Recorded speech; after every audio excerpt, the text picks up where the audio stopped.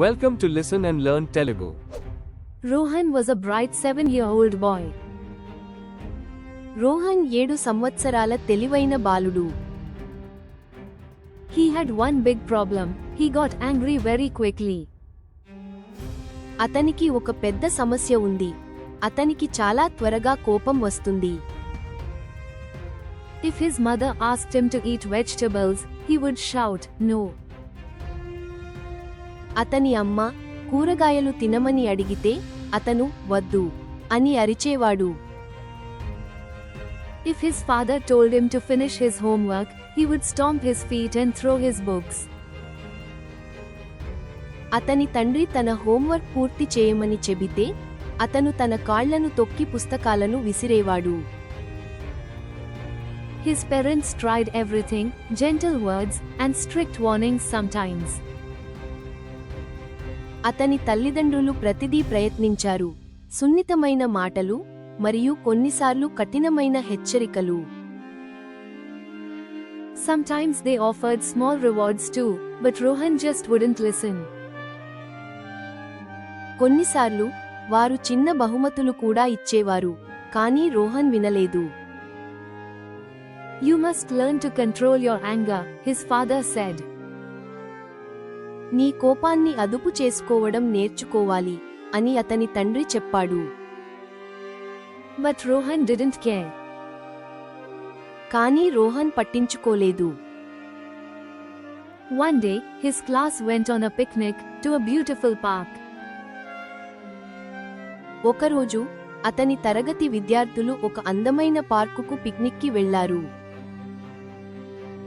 Rohan was excited and ran ahead, without waiting for his teacher. Rohan ఉత్సాహంగా ఉన్నాడు మరియు తన టీచర్ కోసం వేచి ఉండకుండా ముందుకు పరిగెత్తాడు. Stay with the group, his teacher called. గుంపుతో కలిసి ఉండండి అని అతని టీచర్ పిలిచారు. But Rohan ignored her and ran toward a big tree. కానీ రోహన్ ఆమెను పట్టించుకోకుండా ఒక పెద్ద చెట్టు వైపు పరిగెత్తాడు.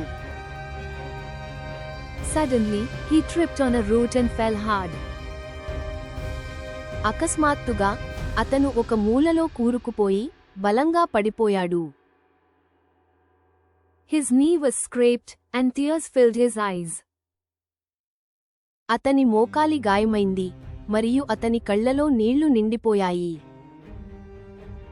He looked around, no one was nearby. He had run too far ahead.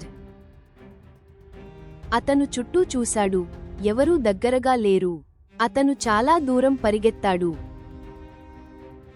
For the first time, Rohan felt scared. మొదటిసారిగా రోహన్ భయపడ్డాడు. He tried to call for help, but his voice was shaky. అతను సహాయం కోసం పిలవడానికి ప్రయత్నించాడు, కానీ అతని గొంతు వణుకుతోంది. Just then, his teacher came running. అప్పుడే అతని టీచర్ పరిగెత్తుకుంటూ వచ్చింది. Rohan, I told you not to run off, she said, cleaning his wound. Rohan, పారిపోవద్దని చెప్పాను అని అతని గాయాన్ని శుభ్రం చేస్తూ అంది. On the way home, Rohan sat quietly. ఇంటికి వెళ్ళేటప్పుడు రోహన్ నిశ్శబ్దంగా కూర్చున్నాడు. He realized that if he had listened, he wouldn't have gotten hurt. అతను విని ఉంటే అతను గాయపడేవాడు కాదని అతను గ్రహించాడు.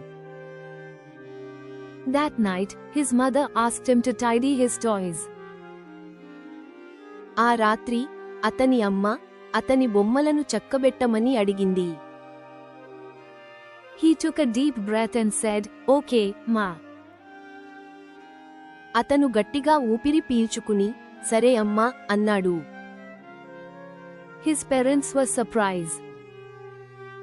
అతని తల్లిదండ్రులు ఆశ్చర్యపోయారు. No shouting today, his father asked. ఈ రోజు అరవడం లేదా అని అతని తండ్రి అడిగాడు. Rohan shook his head. Rohan తల అడ్డంగా ఊపాడు. He said, I don't want to be like an angry boy anymore. I want to listen. అతను అన్నాడు, నేను ఇకపై కోపంగా ఉండే అబ్బాయిలా ఉండాలనుకోవట్లేదు.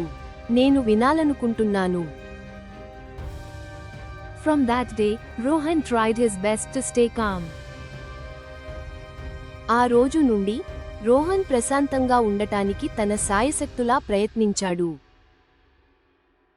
Slowly, he became happier, and so did his parents. నెమ్మదిగా అతను సంతోషంగా ఉన్నాడు. అతని తల్లిదండ్రులు కూడా సంతోషంగా ఉన్నారు. Now listen to the story in Telugu without subtitles. Rohan 7 సంవత్సరాల తెలివైన బాలుడు. అతనికి ఒక పెద్ద సమస్య ఉంది. అతనికి చాలా త్వరగా కోపం వస్తుంది. అతని అమ్మ కూరగాయలు తినమని అడిగితే అతను వద్దు అని అరిచేవాడు. అతని తండ్రి తన హోంవర్క్ పూర్తి చేయమని చెబితే అతను తన కాళ్లను తొక్కి పుస్తకాలను విసిరేవాడు. అతని తల్లిదండ్రులు ప్రతిదీ ప్రయత్నించారు. సున్నితమైన మాటలు మరియు కొన్నిసార్లు కఠినమైన హెచ్చరికలు. కొన్నిసార్లు వారు చిన్న బహుమతులు కూడా ఇచ్చేవారు, కానీ రోహన్ వినలేదు. నీ కోపాన్ని అదుపు చేసుకోవడం నేర్చుకోవాలి అని అతని తండ్రి చెప్పాడు. కానీ రోహన్ పట్టించుకోలేదు. ఒకరోజు అతని తరగతి విద్యార్థులు ఒక అందమైన పార్కుకు పిక్నిక్కి వెళ్లారు. రోహన్ ఉత్సాహంగా ఉన్నాడు మరియు తన టీచర్ కోసం వేచి ఉండకుండా ముందుకు పరిగెత్తాడు. గుంపుతో కలిసి ఉండండి అని అతని టీచర్ పిలిచారు. కానీ రోహన్ ఆమెను పట్టించుకోకుండా ఒక పెద్ద చెట్టు వైపు పరిగెత్తాడు. అకస్మాత్తుగా అతను ఒక మూలలో కూరుకుపోయి బలంగా పడిపోయాడు. అతని మోకాలి గాయమైంది మరియు అతని కళ్లలో నీళ్లు నిండిపోయాయి. అతను చుట్టూ చూశాడు, ఎవరూ దగ్గరగా లేరు. అతను చాలా దూరం పరిగెత్తాడు. మొదటిసారిగా రోహన్ భయపడ్డాడు.